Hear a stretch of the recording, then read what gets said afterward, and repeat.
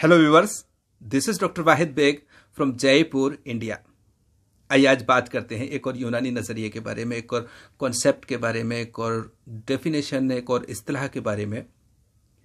दवा, ड्रग या औषधि। आमतौर से कोई ऐसी चीज़ जो किसी मरीज को खिलाई जाती है मर्ज को दूर करने के लिए, वो दवा कहलाती है। ये एक सिंपल सी परिभाषा है कि कोई ऐसी चीज जो किसी बीमार को खिलाई जाए बीमारी को दूर करने के लिए, वो दवा होती है। ये एक घरेलू परिभाषा है। लेकिन यूनानी का नजरिया इसके बारे में क्या है और मॉडर्न मेडिकल साइंस इसको किस तरह से डिफाइन करती है, पहले हम ये जानेंगे। तो मॉडर्न मेडिकल साइंस कहती है कि any substance intended for use in diagnosis, cure, mitigation, treatment और prevention of disease in humans and other animals is called drug. यानी कि ऐसा कोई भी चीज जो जानवरों में या इंसानों में उसकी बीमारी को दूर करने के लिए, उसकी बीमारी को रोकने के लिए, उसकी बीमारी की जांच परखने के लिए इस्तेमाल की जाती है, वो चीज दवा कहलाती है। ठीक है। यूनानी का नजरिया दवा के बारे में यह है, यूनानी इस तरह से डिफाइन करती है कि कोई भी शे जो इंसानी जिस्म पर जो जिस इंसानी बदन की हरारत गरीजी है उससे मुनफैल होकर बिलकैफियत तौर पर असर करे और सूरत नौइया बाकी रहे और वो जुज़्वे बदन न बने। यानी कि किसी भी चीज को दवा होने के लिए यूनानी में 3 शर्तें हैं। एक तो ये कि वो बिलकैफियत तौर पर असर करे, यानी कि वो ठंडी है तो ठंड पहुंचाए, गर्म है तो गर्मी पहुंचाए, खुश्क है तो खुश्की पहुंचाए, तरी है तो तरी पहुंचाए। दूसरी, उसकी सूरत नौइया न बदले, यानी कि जिस टाइप की है, जिस तरह की है, जो मादा उसके अंदर है वो वैसा का वैसा ही रहे और वो उसी शक्ल में पेशाब के जरिए, पैखाने के जरिए या पसीने के जरिए खारिज हो जाए। तीसरी, वो जुज़्वे बदन न बने, यानी इंसान का बॉडी का बिल्टअप ना करे, वो कोई टिश्यूज में तब्दील ना हो, कोई सेल्स में तब्दील ना हो, इन ह्यूमन बॉडी का हिस्सा ना बने, तब वो दवा होगी। अगर वो ह्यूमन बॉडी का हिस्सा बन जाती है तो फिर वो ग़िज़ा हो जाएगी। इसीलिए दवा और ग़िज़ा 2 तरह की चीज़ होती है। ग़िज़ा वो चीज़ होती है जो बदले मा तहल्लुल होकर के, मेटाबॉलिज्म होकर के इंसानी जिस्म का हिस्सा बन जाती है, इंसान की बॉडी बिल्डिंग में हिस्सा लेती है, इंसान की परवरिश करती है, इंसान के टिश्यू सेल्स बनाती है। दवा वो होती है जो इंसान की किसी परेशानी को, बीमारी को, तकलीफ को दूर करने में दी जाती है और वो अपना असर छोड़ करके बदन से उसी तरह से बाहर निकल जाती है। तो ये एक यूनानी नजरिया है दवा के बारे में। अब दवाएं कहाँ से हासिल होती हैं, इनके ज़राए क्या हैं, इनके स्रोत क्या हैं, इनके सोर्सेज क्या हैं, उसके बारे में यूनानी का जो नज़रिया है, यूनानी की जो डेफिनेशन है इसके बारे में, वो ये है कि दवाएं 3 तरह से हासिल की जाती हैं। एक नबाती, यानी कि पेड़ पौधों से हासिल की जाती हैं, जैसे अशोक है, अर्जुन है, गुलबनफ्शा है, गुल नीलोफर है, काकड़ा सिंगी है, या इस तरह की बहुत सारी चीज़ें, तमाम वो चीज़ें जो जड़ी बूटी पेड़ पौधों से हासिल की जाती हैं। दूसरी वो दवाएं जो मादनी है, यानी माइंस से हासिल की जाती हैं या ज़मीन से हासिल की जाती हैं, जैसे लोहा है, सल्फ़र है, गंधक है, या सुहागा है, हड़ताल है, हजर यहूद है, फिरोज़ा है। ऐसी चीज़ें, धात और उपधात तमाम किस्म की ये जो ज़मीन से हासिल की जाती हैं वो मादनी दवाएं कहलाती हैं। और तीसरी वो हैवानी दवाएं, यानी कि वो एनिमल्स से हासिल की जाती हैं, जिंदा चीज़ों से हासिल की जाती हैं, जैसे मछली है, गोश्त है, अंडा है, या मुश्क है, अंबर है, इस तरह की चीज़ें। तो ये 3 सोर्सेज हैं, 3 ज़रिए हैं जहाँ से दवाएं हमें मिलती हैं। अब इन दवाओं को हम 2 तरह से अगर देखें कि मादनी दवा को हम फिलहाल छोड़ते हैं अगर, तो ये दवाएं 2 तरह की हो जाती हैं। एक वो दवा जो ग़िज़ा होती है उसके अंदर, और एक वो दवा जिसके अंदर ग़िज़ा नहीं होती है या कम होती है। तो वो दवाई ग़िज़ाई और ग़िज़ाई दवाई होती है, उसको बहुत ज़्यादा तफसील में जाने से कोई फ़ायदा नहीं। चूँकि दवा का असल जो मकसद है वो मर्ज़ और मर्ज़ के अवरज़ात को दूर करना है। जबकि ग़िज़ा का असल मकसद बदले मातहल्लुल यानी मेटाबॉलिज्म के ज़रिए इंसानी जिस्म का हिस्सा बन जाना है। और चूंकि दवा, यूनानी दवा, ज़्यादातर दवाएं बिल कैफियत तौर पर यानी कि अपने जो उनका असर है ठंडी, गर्मी, सर्दी, खुश्की, उसके ज़रिए काम करती हैं। इसीलिए उसकी डेफिनेशन में इसको ख़ास दखल दिया गया है कि बिल कैफियत तौर पर असर करें। चूँकि यूनानी नज़रिए के मुताबिक जो कैफियत हैं उनका घटने बढ़ने से बीमारी पैदा होती है। जो अखलात हैं, जो खिल्त है, उसमें जब कोई चीज़ घट बढ़ जाती है, उसका मिजाज जब बदल जाता है, सुए मिजाज हो जाता है, यानी कि कोई खिल्त गर्म हो जाए या सर्दी हो जाए, ठंडी हो जाए, खुश्की आ जाए, वो कैफियत पैदा हो जाए, तब कोई मर्ज़ पैदा होता है। तो उस मर्ज़ को, जैसा मर्ज़ है उसकी खिलाफ दवा देकर, अगर गर्मी हो गई है तो ठंडी दवा देकर के, ठंड हो गई है तो गर्मी दवा देकर के हम ठीक करते हैं। मिसाल के तौर पे अगर किसी को सर्दी की वजह से खांसी हो गई है तो हम गर्म दवाएं देते हैं ताकि वो सर्दी दूर हो जाए और गर्मी वहाँ पहुँच करके और उस मिजाज को मुतदिल कर दे, यानी कि जितनी गर्मी उसको चाहिए वो मिल जाए और वो एतदाल पे आ जाए। अगर किसी को गर्मी हो गई है तो हम ठंडी दवाएं देते हैं ताकि वो जो गर्मी है वो हट जाए और एतदाल वाली हालत पैदा हो जाए, यानी कि एतदाल पे लाना ही इलाज है।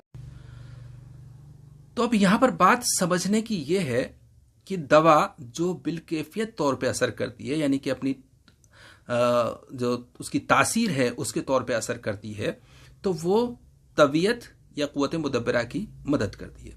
क्योंकि जैसा कि हम जानते हैं कि तबीयत अपने आप में खुद अपना हकीम है, खुद अपना फिजिशियन है, वो अपना इलाज खुद करती है। वो दिन रात इस बात में लगी रहती है कि वो किस तरह से जिस्म को की हिफाजत करे और किस तरह से जिस्म तंदुरुस्त रहे। लेकिन बहुत बार ऐसा होता है कि जो कैफियत है वो इतनी ज़्यादा बढ़ जाती है कि वो तबीयत के हाथ से निकल जाती है और तबीयत उसको कंट्रोल नहीं कर पाती है, तो फिर वो बीमारी की शक्ल ले ली जाती है। जब तक तबीयत उसको सही कर लेती है तो हमें पता भी नहीं चलता है कि हमें थोड़ी ठंड हो गई थी और तबीयत ने उसको सही कर दिया। कई बार गर्मी हो जाती है और तबीयत उसको एतदाल पे ले आती है और हमें पता भी नहीं चलता कि अगर तबीयत इस पे काम नहीं करती तो ये बीमारी बन जाती। बिल्कुल वैसे ही जैसे कभी आपने देखा होगा, मैं बहुत बार देखता हूँ और शायद सभी देखते हैं, आप जब रोड पे चल रहे होते हैं तो आप एक कार जब ड्राइव कर रहे होते हैं तो सामने से जो जा रहा होता है वो कुछ लापरवाही की वजह से, किसी वजह से आपके सामने आता है और आप उसको अपनी गाड़ी को घुमाकर या ब्रेक लगाकर किसी तरह से उसकी जान बचा लेते हैं। और बहुत बार ऐसा होता है कि उसको पता भी नहीं लगता है, वो पीछे मुड़ के भी नहीं देखता और उसे पता भी नहीं चलता है कि कितना बड़ा हादसा हो सकता था, लेकिन किसी ने पीछे इस बात को ध्यान रख करके और टाल दिया। बहुत बार ऐसा हो जाता है, सामने वाले को पता भी नहीं लगता और ये होता है। यही हाल हमारा होता है, लेकिन जब बात ज़्यादा बढ़ जाती है तो वो महसूस होता है, फिर उसके इलाज की ज़रूरत पड़ती है। तो दवा जो है वो इनफैक्ट जो क़ुव्वत मुदब्बिरा है, जो तबीयत है, उसकी मदद करती है। इस बात को बुकरात ने 2500 साल पहले भी कहा था, जिसको आज तक माना जाता है कि दवा असल में जो तबीयत है उसकी मदद है। तबीयत जब उस काम को नहीं कर पा रही है तो हम उसको एक मदद पहुंचाते हैं, एक हेल्प, एक कुमक पहुंचाते हैं और वो दवा फिर, वो तबीयत फिर साजगार हो जाती है। जो नासाज होती है तबीयत, वो साजगार हो जाती है और तबीयत ठीक हो जाती है। यूनानी सिस्टम ऑफ मेडिसिन में हालांकि दवा की जो डेफिनेशन हमने बताई वो बिलकैफियत तौर पे, यानी कि उसकी जो तासीर है उसके तौर पे काम करती है, लेकिन एक तरह की दवा और पाई जाती है जो बहुत कम होती है, लेकिन बहरहाल वो होती है और उसको जानना भी बहुत ज़्यादा ज़रूरी है। एक दवा होती है जो जुल्खासा तौर पे काम करती है, यानी कि इसको हम एक बार शॉर्ट में थोड़ा सा और समझेंगे कि एक दवा जो बिलकैफियत तौर पे काम करती है वो अपनी तासीर से काम करती है, ठंडा, गर्म, खुश्क तर से। एक दवा जो बिलखासा काम करती है वो बिलमादा तौर पे काम करती है या बिलजौहर पे काम करती है, यानी कि उसके अंदर मादा या उसका जौहर है वो ऐसा है कि उसको वही काम करना है, चाहे वो उसको हमारी समझ में आए या नहीं आए, उसको हम सही तरीके से डिफाइन नहीं कर सके, एनालाइज नहीं कर सके, लेकिन वो वैसा काम करती है। जिस मिसाल के तौर पे एक उसूल ये है कि ठंडी चीज़ से पेशाब आता है, डायूरेटिक होती है, लेकिन सौंफ गर्म है फिर भी पेशाब लाती है। इसी तरह से मको, इसका असर जिगर पे होता है, लीवर पे होता है, मरीज का मिजाज चाहे कुछ भी हो। इसी तरह से कोनेन का असर मलेरिया के खिलाफ है, चाहे मरीज का मिजाज कुछ भी हो। इसी तरह से ऊद सलीब मिर्गी में काम करती है, मिजाज चाहे कुछ हो। इसी तरह से त्रियाक का मिजाज है बिलमादा तौर पे फायदा करना, मरीज का मिजाज चाहे कुछ हो वो फायदा करता है।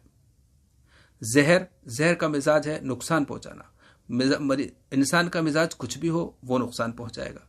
यानी कि इनके अंदर जो मादा है, इनके अंदर जो जौहर है, वही असर देता है, वही इफेक्ट देता है। इसीलिए ये जुल्खासा कहलाती हैं, बिलखासियत तौर पे काम करती हैं।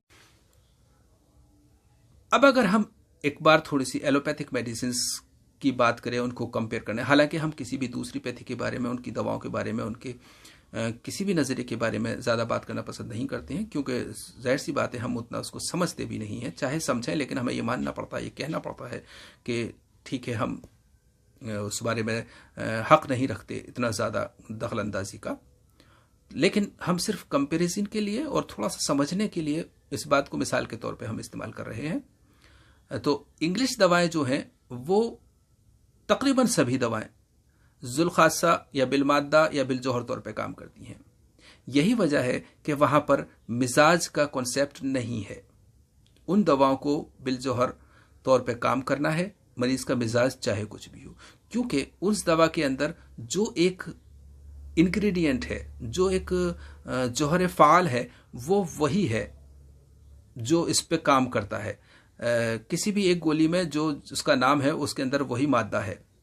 तो और यही वजह है कि वो दवाएं ठीक है फ़ायदा बहुत अच्छा करती हैं, लेकिन साइड इफ़ेक्ट्स भी होते हैं, कुछ रिएक्शंस भी होते हैं, और कुछ केसेस में मोर्टेलिटी भी होती है। जबकि यूनानी में साइड इफ़ेक्ट्स बहुत कम हैं, रिएक्शंस बहुत रेयर हैं, और मोर्टेलिटी तो ना के बराबर है। तो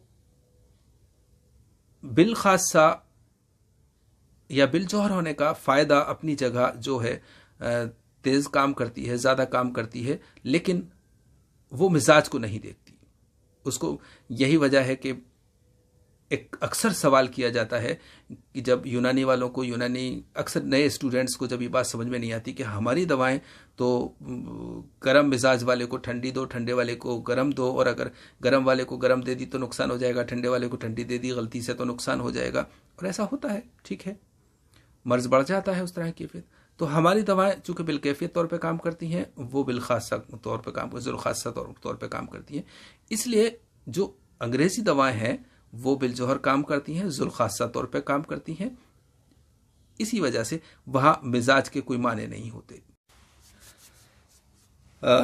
तो डियर व्यूवर्स, आज से हम एक थोड़ी सी नई शुरुआत कर रहे हैं, एक नया नज़रिया, एक नया तरीक़ा इस्तेमाल कर रहे हैं कि हमारे जो व्यूवर्स हैं, जिनके बहुत सारे सवाल होते हैं जिनका हम जवाब नहीं दे पाते हैं। जवाब नहीं दे पाने की बहुत सारी वजूहत होती हैं। उनमें एक बहुत बड़ी वजह तो यह है कि टाइप करना बहुत स्लो है हमारी टाइप, और उतना वक्त नहीं होता कि इतनी सारी टाइपिंग की जाए। इसीलिए मैं अक्सर इस तरह के लोगों को व्हाट्सएप पे इनवाइट करता हूं, ताकि मैं वहाँ वॉइस मैसेज के ज़रिए बात कर सकूं, अपनी जितनी भी डिटेलिंग हो वहाँ दे सकूं। और कभी कभी कुछ सवाल ऐसे होते हैं जिनका कोई ख़ास मतलब ही नहीं होता, और कभी टाइम की कमी की वजह से नहीं दे पाते हैं। बहरहाल फ़िलहाल अब हमने ये सोचा है कि जो ऐसे सवाल होंगे जिनका जवाब देना ज़रूरी है, या जवाब देना फ़ायदे की बात है हमारे व्यूवर्स के लिए, जिसकी वजह से उनको कोई परेशानी हो रही है या कोई बात समझ में नहीं आ रही है। तो देखिए, सबसे पहले हम आज वो सवाल देते हैं। हमारे एक किसी व्यूवर्स ने अब से शायद महीने 1.5 महीने पहले एक सवाल किया था कि बाल रुतूबत में ज़्यादा क्यों नहीं उगते, गर्मी में क्यों ज़्यादा उगेंगे, गर्मी खुश्की में क्यों ज़्यादा उगेंगे। उनका सवाल अपनी जगह ठीक था। तो देखिए जनाब, बात यह है कि बालों का मिजाज सर्द व खुश्क होता है, बाल सौदा से बनते हैं, यानी कि सर्द व खुश्क मटेरियल से बनने वाली चीज़ है ये। तो सर्दी व खुश्की में हरारत नहीं होती है, हरकत नहीं होती है। हरकत नहीं होती है चूंकि ये सौदा, तबई सौदा में जब हरारत मिलती है तो वो अबखरे बन करके ऊपर की तरफ, बाहर की तरफ आते हैं। खास तौर से सर के बाल और जिस्म के बाल भी बाहर की तरफ आते हैं। तो जो सौदा है वो सर्द व खुश्क है, उसको बाहर आने के लिए, आगे बढ़ने के लिए एक हरारत की जरूरत होती है। तो जब जिस्म में हरारत ज्यादा होती है तो ज्यादा सौदा बाहर की तरफ आता है, तो ज्यादा बाल उगते हैं। और अगर उस हरारत को खुश्की भी मिल जाए, जो कि उसका मादा है, अपना उसका मिजाज है, तो वो और ज्यादा घने हो जाते हैं और मोटे हो जाते हैं। जबकि रुतूबत अगर होगी, सर्दी अगर होगी, तो रुतूबत में वो बाल यूं नहीं उगेंगे, क्योंकि वो जो तबई मादा है, जो सौदा है, उसको हरकत नहीं मिलेगी, तो वो अपनी जगह से आगे बाहर की तरफ नहीं आएगा, तो ज्यादा बाल नहीं उगेंगे। नॉर्मली जितने होंगे थोड़े होंगे, लेकिन ज्यादा नहीं होंगे। जैसे कि हर फसल के लिए एक एटमॉस्फेयर, एक क्लाइमेट चाहिए। चावल के लिए पानी में ही उगाना पड़ता है, वो सूखी ज़मीन में नहीं हो सकता। और कुछ फसलें हैं जिनको कि सूखी ज़मीन में उगाया जाता है और बाद में वैसे पानी दिया जाता है। कुछ ठंडी जगह पे उगती हैं, कुछ गर्म जगह। तो बिल्कुल ये एक वैसा ही मसला है। और मैं लिख कर लाया था, एक हमारे जनाब मोहम्मद असलम साहब हैं, जिन्होंने कहा था माजून फलासफा के साथ आर्द खुरमा खा सकते हैं क्या? बिल्कुल खा सकते हैं, नो प्रॉब्लम।